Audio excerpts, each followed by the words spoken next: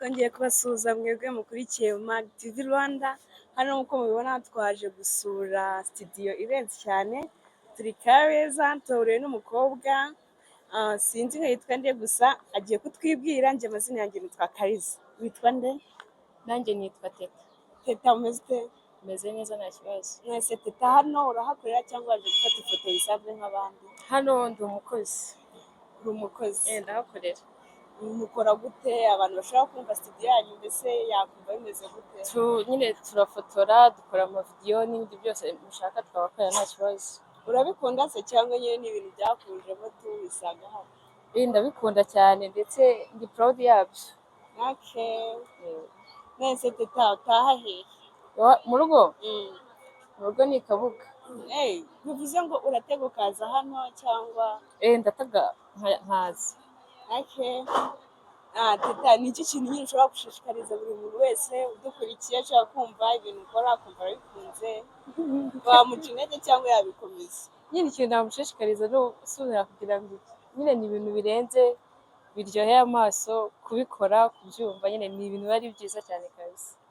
Nese Teta, ujya uhura n'izihe challenge ujya uhura nazo ukumva nyine birakugoye kuba wakomeza ukabikora? Challenge nyine uri kumva ni ibintu biba bigoye.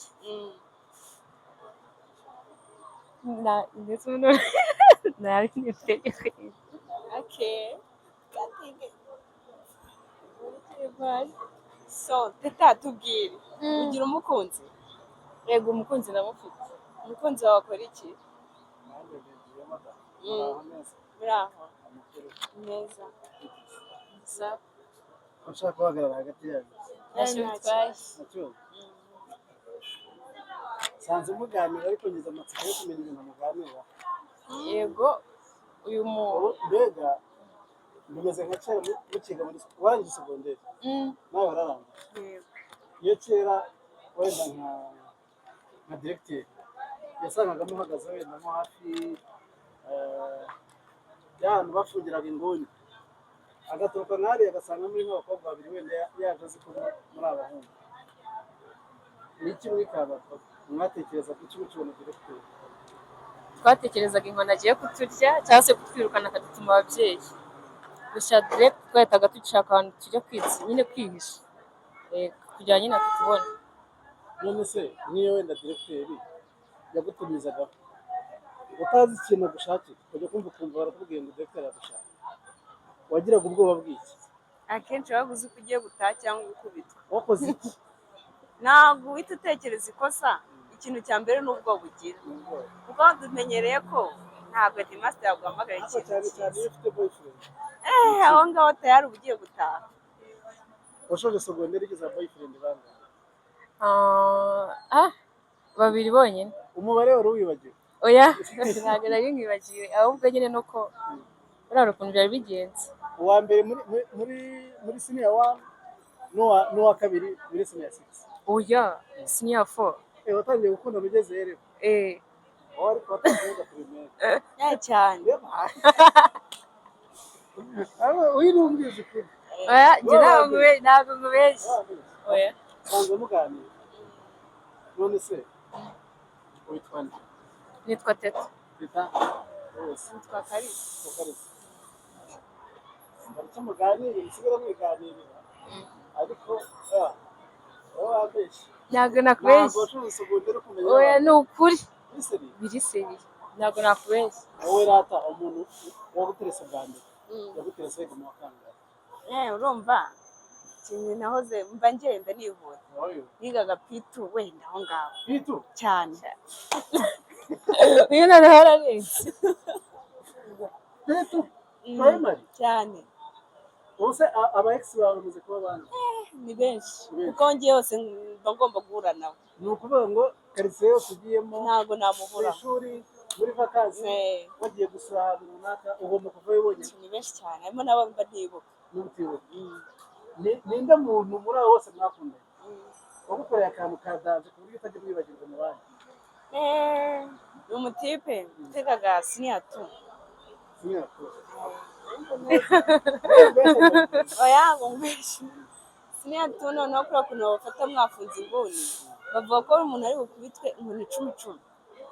avuga ati ntacyo naho reka nzi kubitwa ari 20 njye bandeke ansibera n'imbabazi yemera gukubitwa uwo wose muntu uwo yari muntu arenze. baracyari kumwe oya ni akahe kantu wamukoreye ka danje kugira ngo umushimire ibyo bintu yagukoreye kugira ngo nawe ebana atazajya akwibagirwa icyo gihe abeshya akantu wamukoreye mu gihe mwamaze mukundana ku buryo azahora yibuka yuko yakwitangira namugura amata muri kantine kugura amata ubwo ni ibintu birenze ko birarenze kuko hari igihe umuntu agufasha wari upfuye ntara ku ishuri muba mumeze nabi nta kuntu uva refe banagutoye mwese muracyari kumwe oya mwapfuye icyo muntu oya nta nubwo ari ngombwa ngo umugire icyo mupfa ari ukuntu uba uri mu bintu tubona undi umurenze shuwa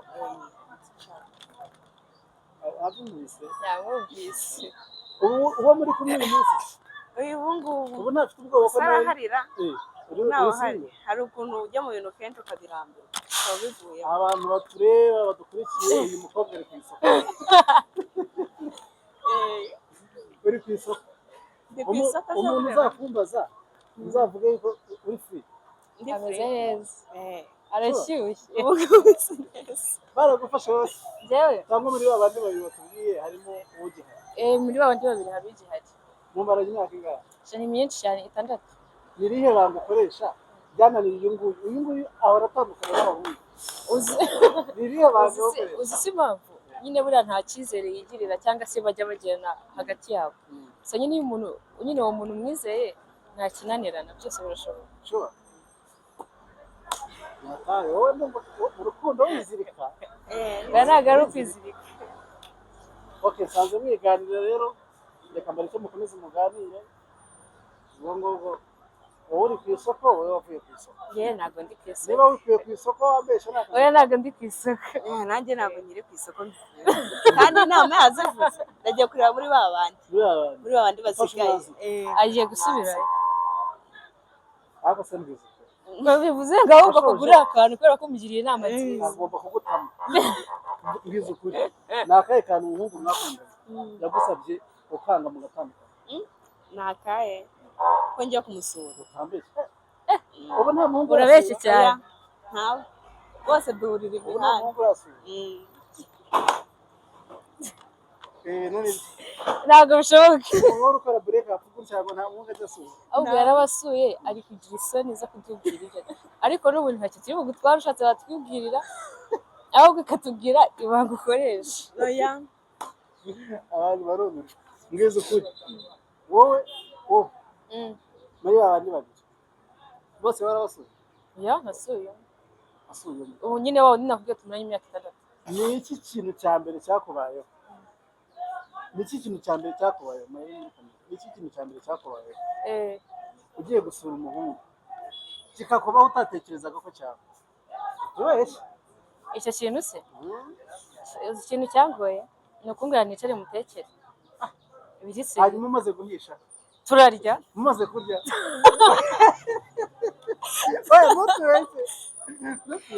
tumaze kurya turaganira mwaganiriye muri salasa twaganiriye muri salo hanyuma turundi bisoje ndataha nawe ajya muco byasoreje ibiganiro ibiganiro byasoreje aho yamperekereje nyine ngiye gufata ntabwo bisi mwahinduye ngo muve muri salo ngo mugende oya twebwe wapi uwo muco none se uwo musore wasanze asasa cyangwa ntabwo ajya asasa arasasa agira isuku kandi mutaragiye mu cyumba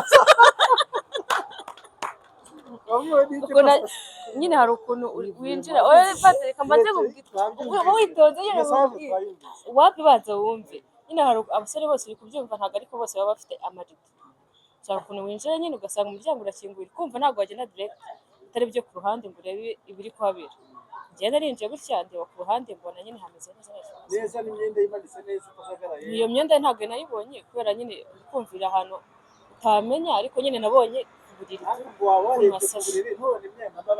wowe narise ntabwo ari imyenda yabigoye ntabwo n'ahantu uburiri buri ndetse iriya banga wowe wakoresheje mu basore bose mwakundanye kugeza uyu munsi kuba nta musore urasura niyo mpamvu mutandukanye ngira ngo niyo mpamvu wagiye usura abandi bana ko iyo musura bakaba bakiri buri umwe burya agira amahame mu rukundo niba navuze nti mu mahame mfite sinzasura umuntu ubwo ni uko nishyizemo. kubera iki